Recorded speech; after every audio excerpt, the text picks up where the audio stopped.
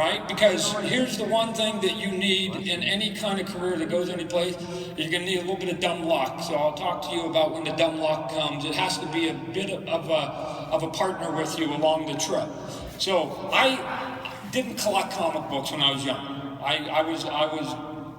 I doodled since I was 5. I was the perfect kid that you guys all know that at 5 years old was the best artist in the class kid. You know that guy? Yeah. Where the teacher says, Jimmy, Johnny, Susan, Judy, can you come up to the board and draw something? So that was always me. So I didn't really have any focus.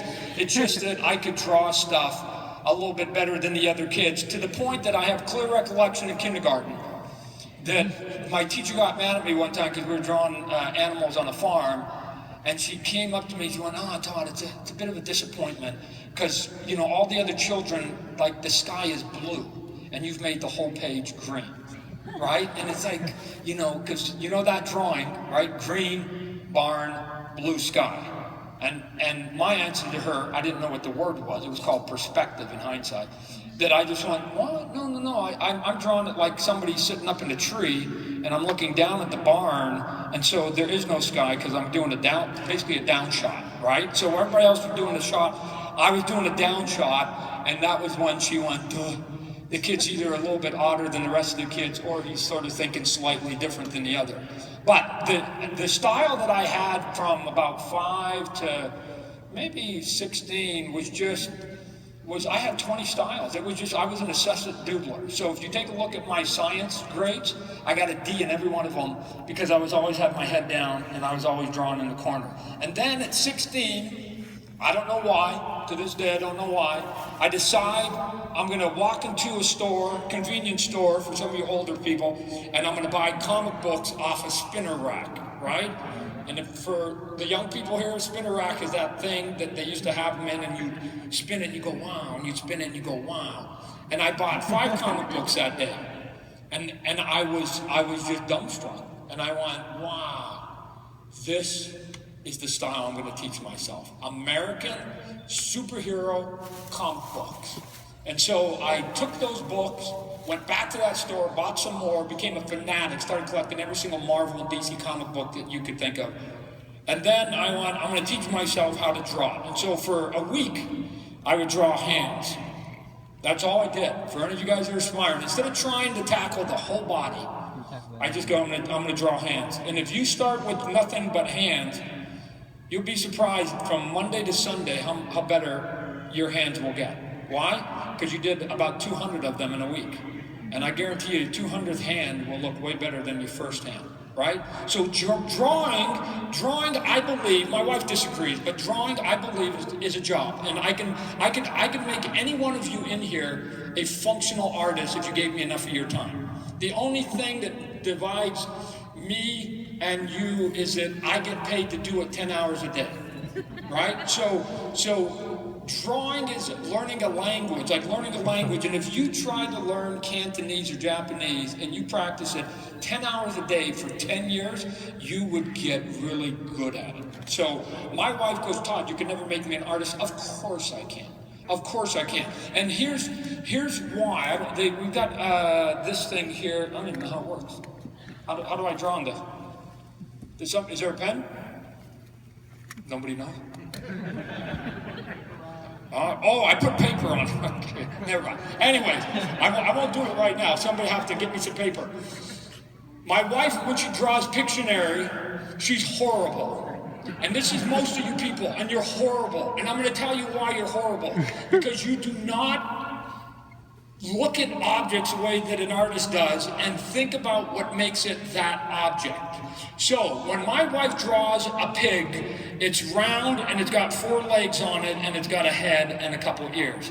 When she draws a cow, it is a round body with 4 legs on it and a round. And when she draws a cat, and when she draws a deer, and when she draws a rabbit, they all look the same. And it's wrong. Because every one of those animals, I don't give a crap. If it's the same body, every one of those animals has something that makes them what they are, right? So, I got a young lady here. If you were going to draw an elephant, what makes an elephant an elephant? 2 things. A trunk! Wow, that can't be a pause. That can't be a pause. So when you look at the elephant with that big long thing, you confuse it with something else? No! It's the only thing that's got the big long trunk, so at least draw the nose. And when you put a little curly tail on the end of the pig, it becomes the pig. And when you put a long neck, it becomes a giraffe. And when you put a bunch of hair around the head, it becomes a lion. At least do the one thing that that creature makes. And so when I teach people, because people always go, oh, when we play Pictionary, they want Todd on their team. And it's like, I still only have 25 seconds like everybody else. I just actually draw key things where my wife never does or you people don't. So at least draw the key thing in it. If you're gonna draw a house, put a door on it, because otherwise it looks like a box, right? So I start teaching myself to do superhero comic books. I get obsessed with it. I go to college. Look, I wanted to be a baseball player. I went to college on a Pac-10 baseball scholarship. And I was gonna play baseball by day and a comic book artist by night. But the baseball part didn't quite work out. So I ended up like working at a shop, sent off my samples. I sent off about 700 samples, got 350 rejections. I kept a bunch of them. Every now and then I'll post those rejections, you know, that I thought were kind of cool, because it was people sort of saying, Todd, you're no good, you suck, and then they'd sign it and I'd have their autograph, right? And I'm like, wow, if you just sort of hide what they said up above, I've got their autographs. And so I looked at it as an autograph collection. But eventually, here's what I think happened. Here's what I think happened. Every month I was sending off like 20 packages. And here's who I sent it to. I didn't send it to Marvel and DC and all the other companies that existed. I sent it to, and this goes, I don't care if you're a writer, colorist, whatever, I sent it to every editor at Marvel. You know why? Because the editors are who give you the job. So you don't send it to the art submission guy at Marvel, you send it to every editor at Marvel. And you send it to every editor at DC. And you send it to every editor at every other company. And that would total right now probably about 50 or 60 editors. And you know how many editors you need to like your stuff out of 60 to be working as a professional? One. How many? Just one. One. Just one. One. And if you don't believe me, watch the NFL football draft.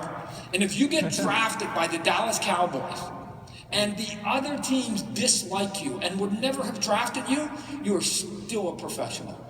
You got one team. You only need one editor. So I remember with clear recollection, I finally got my first job. And I go, woohoo, I'm in the business, I'm a pro, it's cool. And because I sent off 20 at a time, I was still getting the rejections from the other editors. So I was now officially working at Marvel and receiving letters from Marvel saying, Dear Todd, your stuff isn't good enough, you'll never work for Marvel. It's true, it is true. So I'm going, cool, and I kept all of those because I thought it was sort of fun. And then, here's the next step once you get in. They would like you to draw really good, but between being really good and being on time, they will take on time. And the reason they will take on, no, it's true. And the reason they will take on time, because their business is to put out comic books every 30 days. You guys know, because you buy them.